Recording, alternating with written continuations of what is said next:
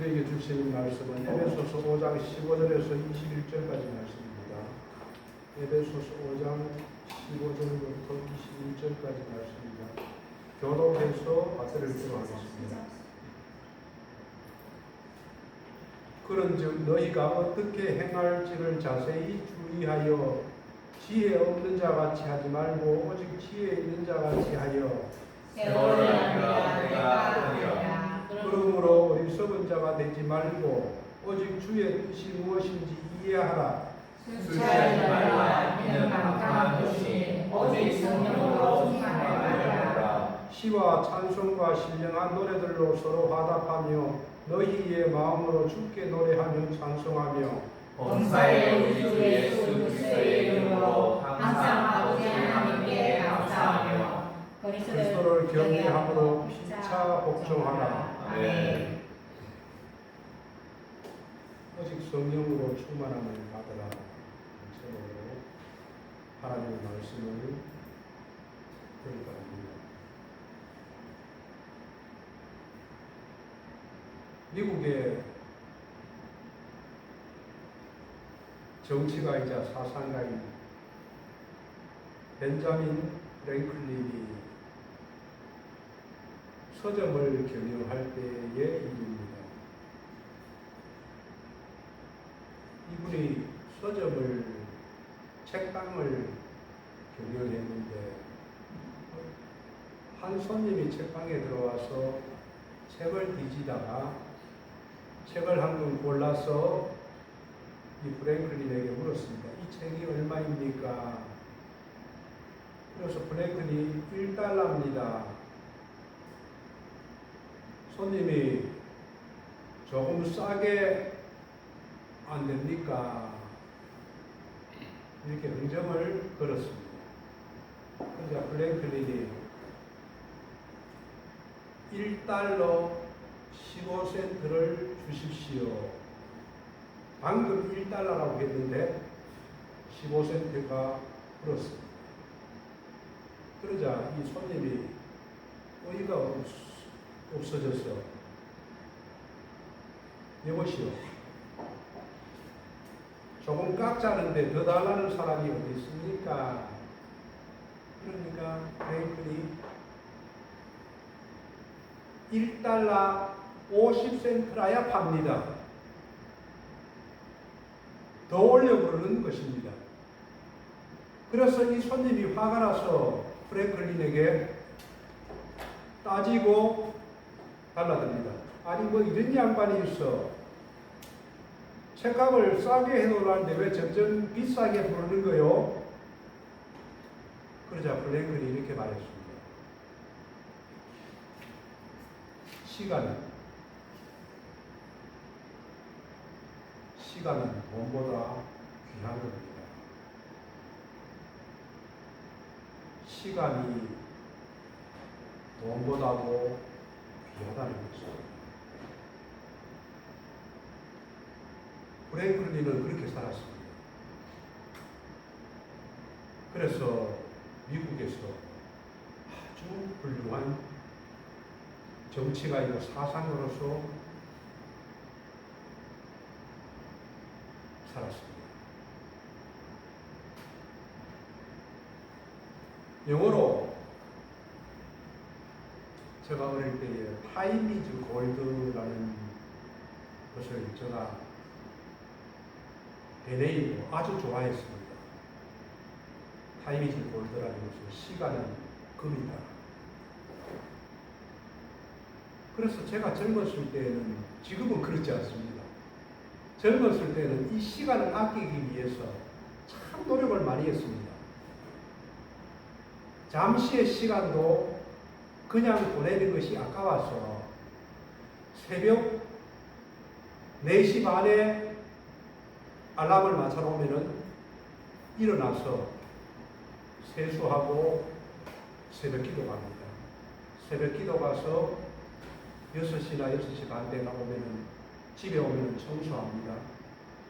골목길을 청소하고, 우리 집만 하는 것이 아니고 우리 집 전체에 있는 골목길을 제가 청소를 다 했습니다. 그리고 밥 먹고 일찍이 회사로 가면은 밤늦게까지 일하고 돌아와서는 학원에 갑니다. 학원에 가서 자격증 공부를 했습니다.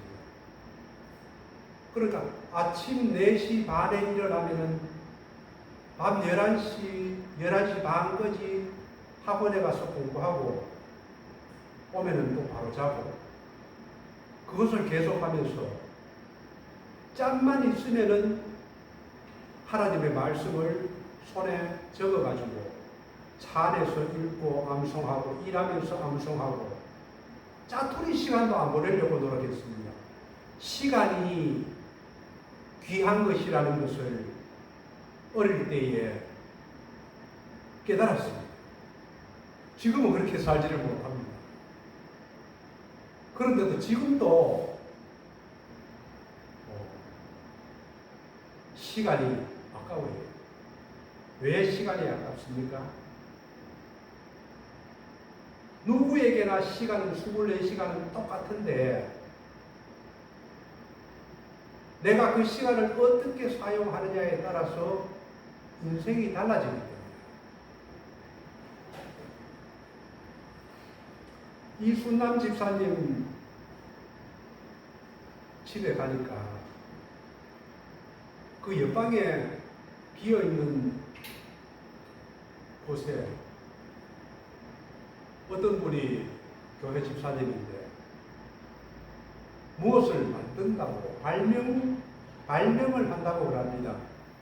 그래서 그걸 뭔 기계를 이렇게 만들어 가지고 그 기계가 정말 좋으면은 그것을 회사에 팔아서 회사에서 그것을 제품을 만들어내면 돈을 많이 받으려는 그런 집사님이 우리 이순난 집사님 그 집 안에 그 공장을 하나 하고 있더라고요. 그래서 제가 어떤 날 가서 물었습니다. 무엇을 하십니까? 집사님은 무엇을 하십니까? 물으니까 발명품을 만든다는 거예요. 그래 얼마 동안 이 일을 했느냐고 물으니까 거의 30년을 그 일을 했다고 합니다. 그런데 어떤 날 보니까 그만뒀어요. 그만두고 저에게 이야기하는 거예요. 목사님, 돈을 좀 빌려주면 안 되겠습니까? 그래서 제가 돈이 없습니다.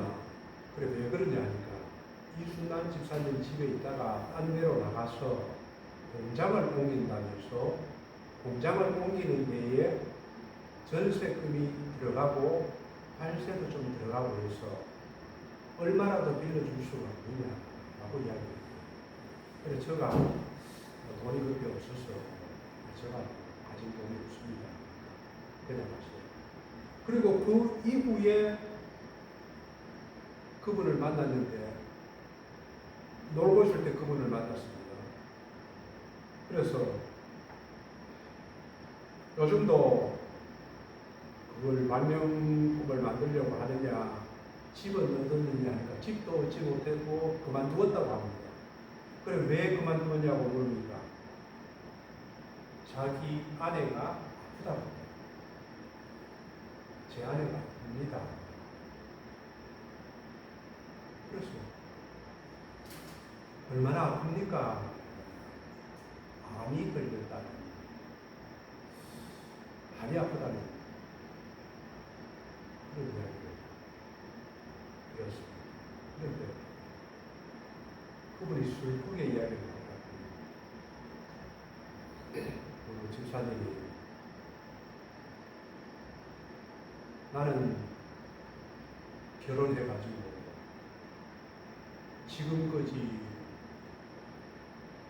나이가 70이 되어가는데 70살하면서 한 번도 자기가 돈을 벌어서 아내에게 줘본 적이 없다. 집사님이 그러면은 돈 벌어가 준 적이 없습니까?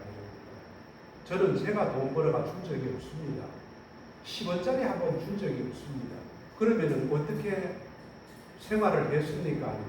제 아내가 맡기를 위해서 먹고 살았습니다.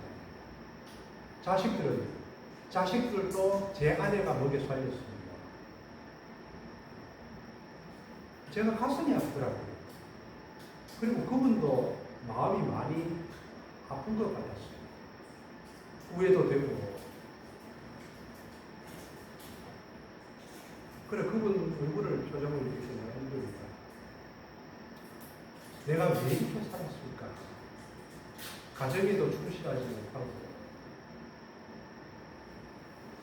이제 자기 아내는 아프고 얼마 살지도 모르고 이제 죽음이 문턱 앞까지 왔지. 평생을 가족인데 돈 벌어갖고 따뜻한 거 한번 사주지도 못하고 자식들한테 맛있는 걸 한번 사주지도 못하고 오직 자기는 좋은 기계를 만들어서 그것을 팔아서 돈을 많이 벌겠다. 오늘 본문을 보십시오. 오늘 15절 말씀을 보면은 이렇게 이야기합니다. 그렇게 살면은 안 된다고. 그런즉 너희가 어떻게 행할지를 자세히 주의하여 지혜 없는 자 같이 하지 말고 오직 지혜 있는 자 같이 하여 세월을 아끼라고 합니다. 자, 이게 무슨 말이냐? 그런즉이란 말은 우리 앞전에서 이야기한 것을 말합니다. 예전에 우리가 예수 믿기 전에는 어둠의 생활을 했습니다. 어디서 왔다가 어디로 가는지 모르고 그냥 입으로 먹고 눈으로 즐기고 똥 싸고 잠잘 자고 이러면 만족했어요. 옛날에 예수 믿기 전에 우리 다 그런 사람이었어요. 어둠 속에서 살았어요. 어디서 와서 인간이 어디서 와서 나중에 어떻게 되는지 지금 어떻게 살아야 될지를 몰랐습니다. 그런데 우리가 앞에서 보면은 너희가 전에는 어둠이었더니 지금은 빛이라고 이야기합니다. 예수님이 우리 안에 들어와서 우리가 빛이 되었어요. 어둠은 지나갔습니다. 과거에 우리가 정욕과 탐심과 온갖 쾌락 속에 젖어서 살던 그런 시절은 지나갔습니다. 그러면 지금은 우리는 빛이기 때문에 빛의 생활을 합니다. 그래서 그런 적이라고 이야기하는 겁니다. 우리가 그런 사람이 되었은 즉 어떻게 살아야 되느냐 이 말입니다. 그러면 너희가 어떻게 행할지를 자세히 주의하여 우리가 어떻게 살아야 되는지를 우리가 하루하루 삶을 계획하면서 살아야 됩니다. 우리의 인생은 짧습니다. 잠시 찰나만 지나면 나이 70, 80, 90 바로 주님 앞에 섭니다. 그리고 빨리 죽을 사람은 70, 80 되면 죽어요. 그렇게 허탄하게 살지 말고 자세히 주의하여 지혜 없는 자 같이 하지 말고 지혜 있는 자 같이 하여 세월을 아끼라고 하는 겁니다. 우리가 시간은 헬라 말로 크로노스와 카이로스가 있습니다. 크로노스라는 말은 24시간, 1년 이렇게 흘러가는 시간을 말합니다. 객관적으로 흘러가는 시간. 그런데 이 카이로스라는 말은 그 시간 중에서 24시간이 시간이지만 내가 그것을 어떻게 관리해서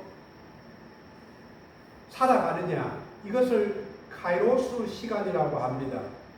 시간은 24시간은 다 똑같지만서도 지혜 있는 자 같이 시간을 사용하면 시간을 효율적으로 사용할 수가 있습니다.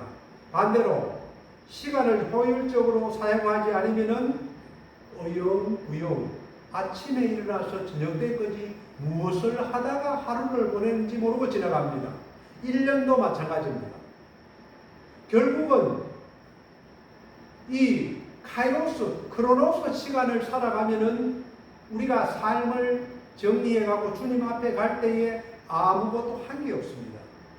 나이가 70이나 80이나 90이 되어서 이제 주님 앞에 갈 날이 얼마 남지 않으면은 우리는 우리의 삶을 돌이켜 봅니다. 내가 뭐 하면서 살았지? 내가 이루어 놓은 게 뭐야?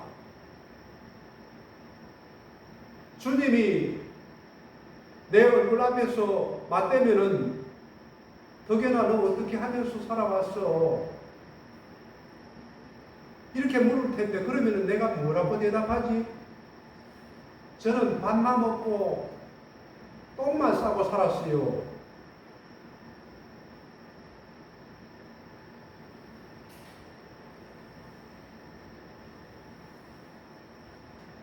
우리는 무언가 주님 앞에 대답을 해야 됩니다. 우리는 모두 달란트를 받은 사람이거든요. 뭐 하면서 살았어? 내가 너의 인생을 80, 90을 줬는데 100을 줬는데 너는 무엇하다 왔니? 라고 물으면 우리는 할 말이 있어야 됩니다. 그래서 어리석게 살았으면 안 됩니다. 지혜 있는 자같이 살아야 합니다. 시간이라는 것은 아주 소중한 것입니다. 작은 시간, 1분, 10분이 모여서 인생을 이루어 갑니다. 시간은 내 마음대로 늘릴 수도 없고 줄일 수도 없습니다. 시간은 한 번 지나가면은 절대로 나에게 돌아오지 않습니다. 또 시간은 공평하기도 합니다. 모두에게 공평합니다. 부자라고 해서 오래 사는 것도 아니고 가난하다고 해서 일찍 죽는 것도 아닙니다. 그래서 오늘 주님께서는 우리에게 말씀하십니다. 세월을 아끼라. 때가 아파라. 세월을 아끼다는 말은 헬라어로 엑사고라조라고 하는데 이 시간을 최고의 시간, 최선의 시간을 만들기 위해 기회를 사라는 말이 아끼다는 말입니다. 세월을 아껴라. 시간을 아껴라. 어떻게? 그 시간이 최고의 시간으로 활용될 수 있도록 그렇게 아끼라는 말입니다.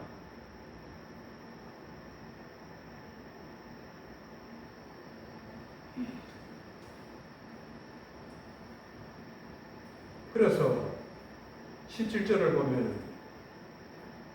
그러므로 어리석은 자가 되지 말고 우리는 어리석게 살아가서는 안 됩니다. 잘 돌아보십시오. 내가 내 인생을 어떻게 살아왔는가? 내가 무엇을 하며 지금까지 살아왔는가? 어디에 마음을 쏟고 살아왔는가? 그래서 주님께서는 이렇게 말합니다. 만약에 지금까지 어리석은 자로 살았다면 지금부터는 어리석은 자가 되지 말고 주의 뜻이 무엇인가 이해하라. 주님의 뜻을 따라서 살아가는 사람이 가장 보람있게 사는 것이고 가장 기쁘게 사는 것이고 가장 행복하게 사는 것이고 하나님께서 기뻐하는 삶입니다. 열매가 있습니다. 그래서 어리석은 자가 되지 말고 지금까지 어리석게 살았다면 지금부터는 그런 삶을 살지 말고 주의 뜻을 이해해서 하나님의 뜻대로 살라는 것입니다. 그리스의 철학자 키에르 케고르가 진리를 이렇게 예화를 들어서 설명을 했습니다. 어느 가을날에 따뜻한 지방을 찾아서 때를 지어 날아가던 철새들이 옥수수밭을 발견하고는 지나가다가 그곳에 내려앉아서 쉬면서 옥수수를 쪼아 먹었습니다. 맛있게 쪼아 먹었죠. 모두가 배불리 먹고 나서는 모든 철새들이 남쪽으로 날아갔습니다. 그런데 그 가운데 한 마리가 이렇게 먹을 것을 많이 두고 왜 날아가? 그리고 이 철새 한 마리는 다른 동료 새들이 다 남쪽으로 날아가는데도 이 철새는 앉아서 배불리 옥수수를 더 먹었습니다. 이 철새는 다른 철새는 바보로 생각하고 자신만이 똑똑하다고 생각했습니다. 이 많은 양식을 두고 좋은 자리를 두고 뭐라고 그렇게 먼 데로 날아가는지 이해할 수가 없었습니다. 이렇게 한동안을 머물다 보니 겨울이 다가왔고 찬바람이 불자 그 철새는 얼어 죽고 말았습니다. 우리도 이렇게 살아갈 수가 있습니다. 먹고 즐기는 데 정신을 팔다가 무엇을 하면서 사는지 모르고 죽어갑니다. 그렇게 살아서는 안 됩니다. 오직 주의 뜻이 무엇인지 분별하면서 살아야 합니다.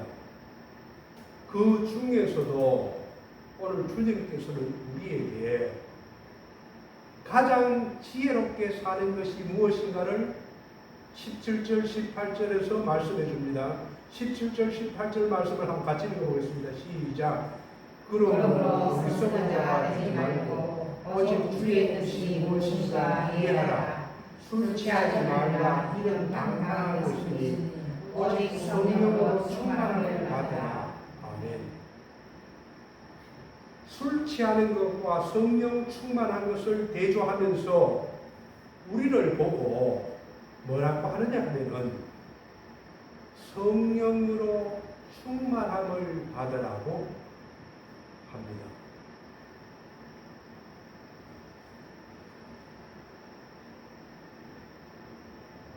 예수님께서 우리에게 가장 큰 명령을 하나 하셨다면 그게 뭘까요? 그것을 대사명이라고 합니다. 주님이 하늘나라로 가면서 우리에게 가장 큰 사명을 주셨어요. 그거는 너희는 가서 모든 족속으로 제자를 삼아 아버지와 아들과 성령의 이름으로 세례를 주고 내가 너희에게 분부한 것을 가르쳐 지키게 하라는 이 명령이 그리스도인에게 주신 대사명입니다. 자, 이것은 제자들뿐만 아니라 예수를 믿는 모든 사람에게 주님이 하늘나라로 가기 전에 우리에게 주신 가장 큰 계명입니다. 제자를 삼고 세례를 주고 말씀대로 살아가는 것.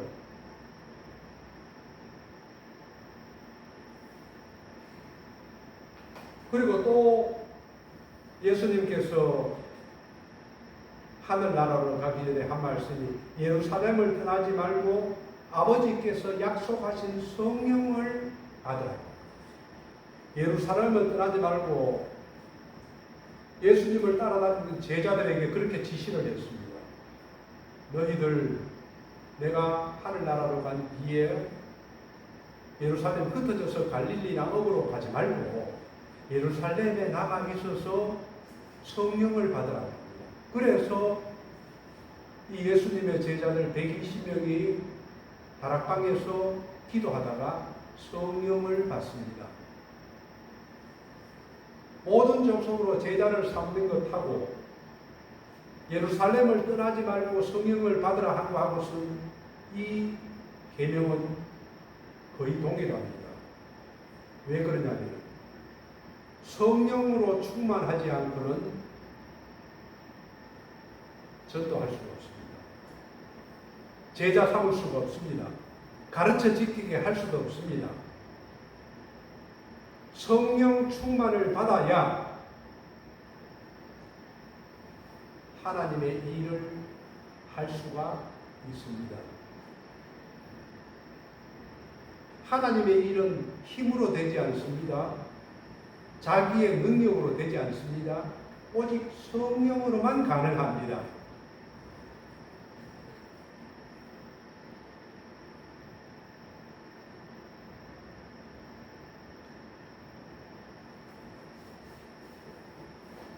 전도를 해야 한다는 것은 아는데 전도를 못 하잖아요. 성령 충만을 받지 못하면은 일이 안 떨어집니다. 저 길 가는 사람한테 예수 믿으세요. 이 말 안 떨어집니다. 그런데 성령이 충만하면은 예수 믿으라는 뿐만이 아니고 예수님을 증거합니다. 그래서 CCC를 설립한 빌 브라이트 박사는 이렇게 이야기합니다. 내 힘으로는 신앙생활을 하는 것이 어려운 것이 아니고 불가능하다. 신앙생활을 하는 것이 불가능하다고 이야기를 합니다.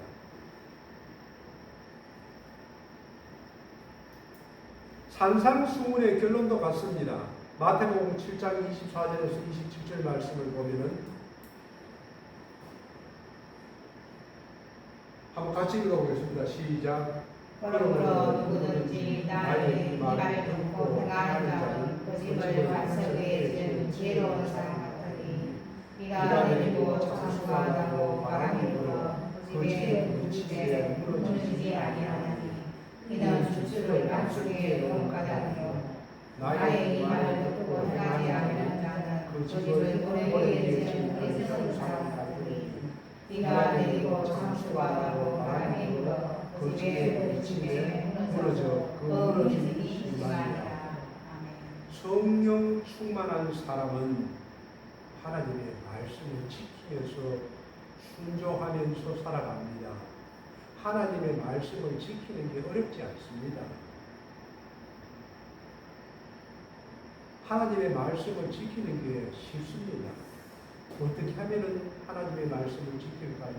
성령 충만하면은 하나님의 말씀이 예수 그리스도가 나를 이끌어 갑니다. 예수님을 증거하게 됩니다. 열매를 맺을 수도 있습니다. 그래서 예수님께서 그렇게 이야기를 하는 거예요. 하나님의 말씀을 지키면서 살아라. 그렇기 위해서는 성령 충만해야 됩니다. 예수님이 제자들을 보고 예루살렘을 떠나지 말라 하는 것도 성령을 받고 떠나라. 성령 충만을 받고 떠나라.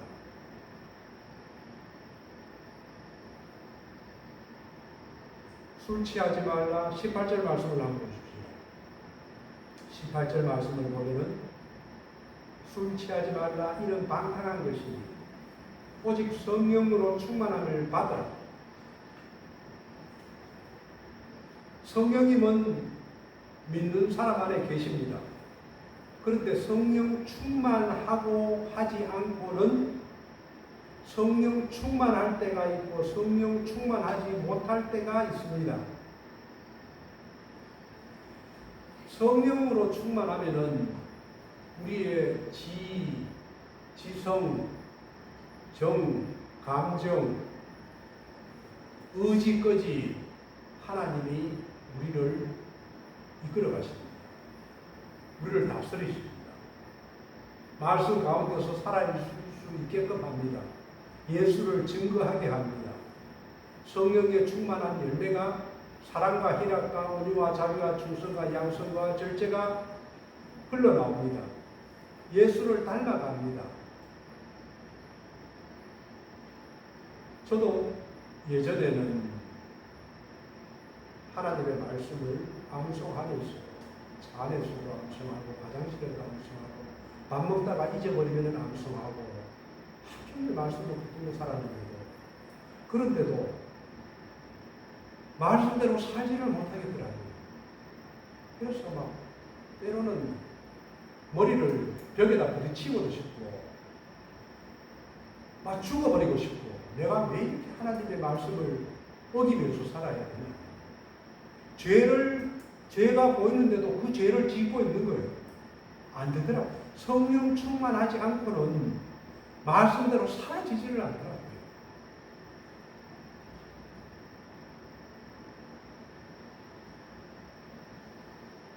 베드로도 예수님을 위해서 목숨까지 버리겠다고 다짐을 했지만 3번을 부인했습니다.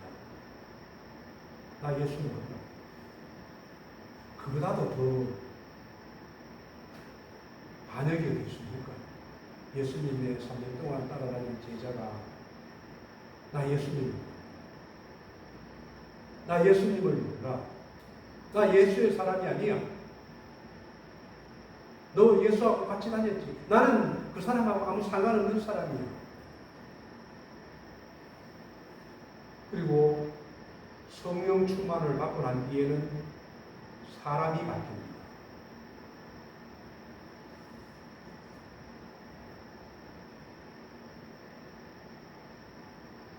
우리가 성령 충만 받기 위해서는 어렵지 않습니다. 기도하면은 성령 충만 받습니다. 기도하면서 회개를 해야 됩니다.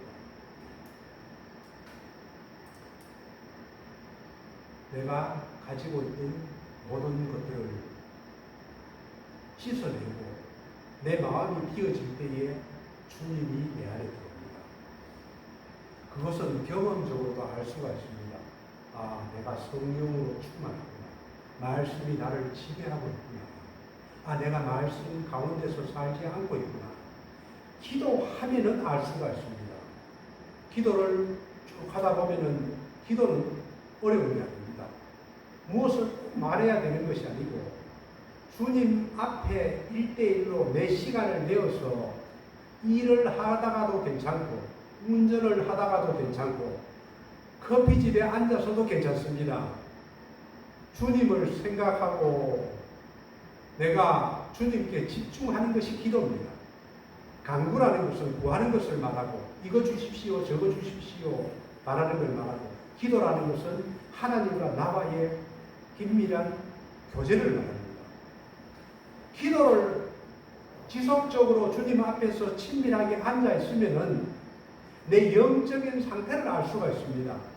아, 내가 완전히 주님에서 멀어져 있구나. 쭉 기도를 하다 보면은 내가 가까워지고 있구나. 쭉 기도를 하다 보면은 찬양이 나오고 기쁨이 나오고 영적인 감각이 살아나고 계속 기도하다 보면은 주님이 내 안에 들어오신다는 것을 내가 느낄 수가 있습니다. 성령 충만은 주님을 사랑하고 주님께 내가 복종을 하고 기도할 때에 회개하고 기도할 때에 반드시 충만할 수가 있습니다. 성령으로 충만함을 받으라는 이걸 문법적으로 보면 4가지로 이루어져 있습니다. 첫째는 오직 성령으로 충만함을 받아 명령입니다. 받아도 되고 안 받아도 되고가 아닙니다. 그리스도인이라면 반드시 성령 충만을 받아야 합니다. 두 번째는 복수형입니다. 복수형은 누구든지 예수님을 믿고 간구하면은 성령 충만을 받을 수가 있습니다. 이 사람만 주고 저 사람은 안 주고 그게 아닙니다. 모든 그리스도인은 받을 수가 있습니다. 세 번째는 수동태로 성령 충만은 하나님께서 주시는 은혜이자 선물입니다. 사모하고 간구하면은 하나님께서 주십니다. 내 스스로가 되어지는 것이 아니고. 네 번째는 현재형입니다. 성령 충만은 어제 받았다고 해서 오늘까지 되는 것이 아닙니다. 어제 받으면 어제 받는 거고 오늘은 또 새로운 오늘 받아야 됩니다. 그리고 죄를 짓고 하나님의 말씀에 순종하지 않으면 성령 충만이 소멸됩니다. 지속적으로 주님을 간구하며 말씀을 따라서 행할 때에 성령 충만은 지속됩니다. 그런 성령 충만한 사람의 특징이 19절부터 20일까지 나옵니다. 19절 말씀을 보면은 시와 찬송과 신령한 노래들로 서로 화답하며, 성령이 충만한 사람의 특징은 서로라는 것은 성도들 간을 말합니다. 성도들 간에 시와 찬송과 신령한 노래들로 서로 화답하며 교제하며, 성령 충만의 첫 번째 특징은 성도들 간의 원활한 교제가 이루어집니다. 아무리 많은 은사를 받은 사람도 성도 간에 사랑하지 않으면은, 성령 충만한 사람이 성도들 간에 엉뚱한 소리 하고 미워한다? 그것은 성령 충만한 사람이 아닙니다.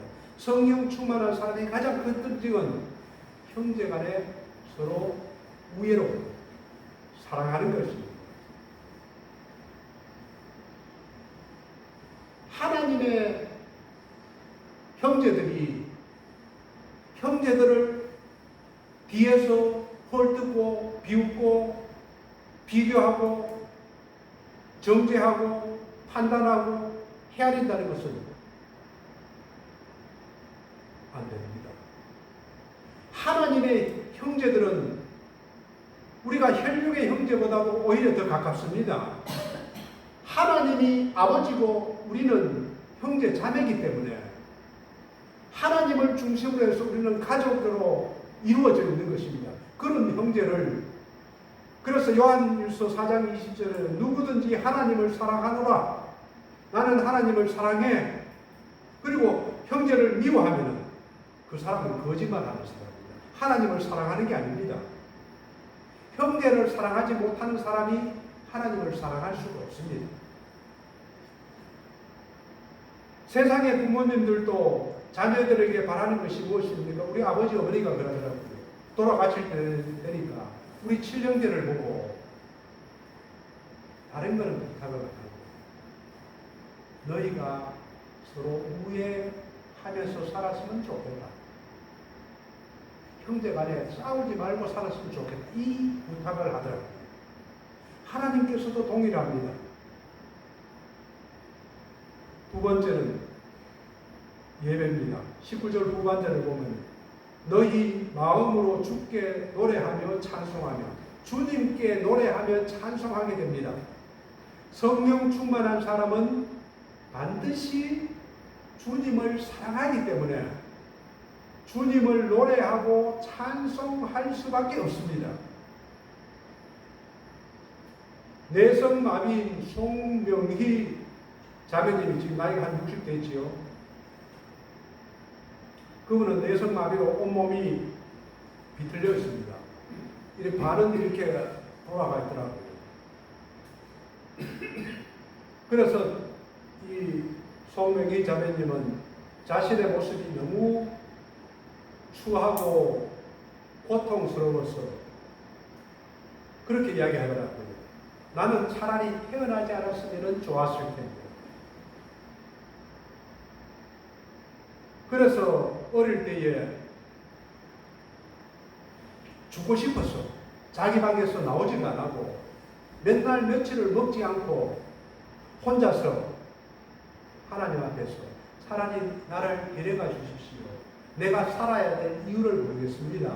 울면서 하나님 앞에 부르짖었습니다. 그렇게 기도하는 데에 주님의 음성이 들려왔습니다. 이 자매님에게 이렇게 이야기를, 주님께서 이렇게 이야기를 하더랍니다. 내 몸이 온전했더라면은 너가 나를 의지했겠나? 명희야, 너가 몸이 온전했다면은 너가 나를 의지했겠나? 그 말씀 한마디에 이 송명희 자매님이 모든 문제가 해결되었습니다. 아, 하나님이 나를 사랑하시는구나. 하나님이 나의 모든 것을 알고 계시는구나. 나의 이 아픔도, 이 내성마비도, 팔이 비틀리고 얼굴이 비틀어져 돌아가는 것도 하나님이 모르는 것이 아니고 하나님이 다 알고 계시는구나. 그래서 그분이 이런 식이었습니다.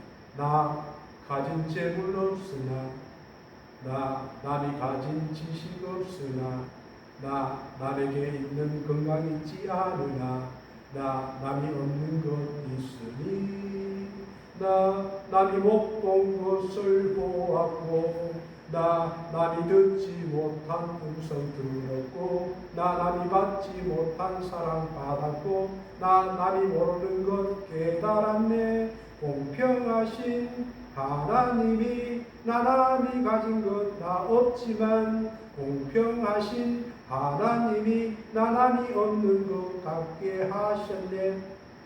명희 자매님은 학교를 못 다녔기 때문에, 장애를 못 다녔기 때문에 지식이 없습니다. 내성마비로 건강도 없습니다. 가난한 집에서 태어나서 돈도 없습니다. 그런데 남이 갖지 못한 것을 가지고 있습니다. 무엇이냐면은 보지 않는 것을 보았습니다. 남이 듣지 못한 주님의 음성을 들었습니다. 내 몸이 온전했더라면 내가 나를 의지했겠니? 너의 몸이 건강했다면 네가 나를 의지했겠니?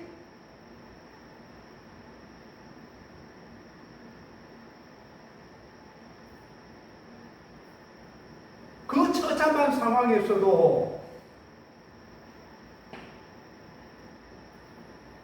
명희 자매님은 하나님을 찬양하고 전도하며 뜨겁게 지금도 복음을 증거하며 살고 있습니다.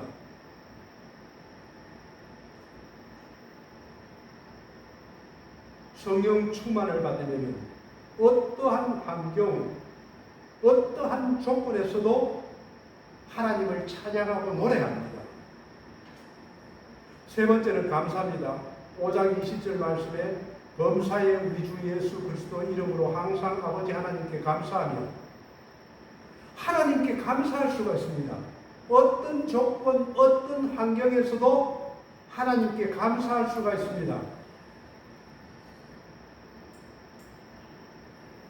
네 번째는 복종입니다. 그리스도를 경외함으로 피차 복종하라. 성령 충만하면은 형제들에게, 형제가 나에게 무엇을 시켜도 말을 듣습니다. 또 성령 충만하면 무엇을 시키지도 않습니다. 서로가 복종할 수가 있습니다. 교회에 왜 다툼이 일어납니까? 교회에 왜 시기하고 미워하는 사람이 생깁니까? 성령 충만하면 먼저 내가 복종합니다.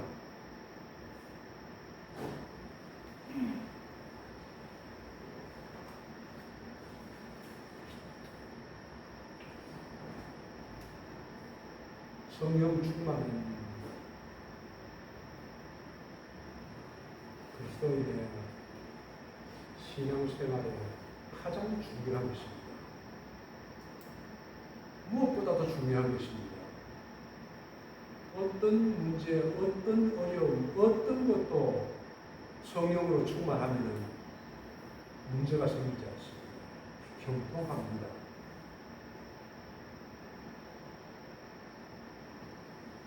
행복하지 않을 수가 없습니다. 감사하지 않을 수가 없습니다. 찬양하지 않을 수가 없습니다.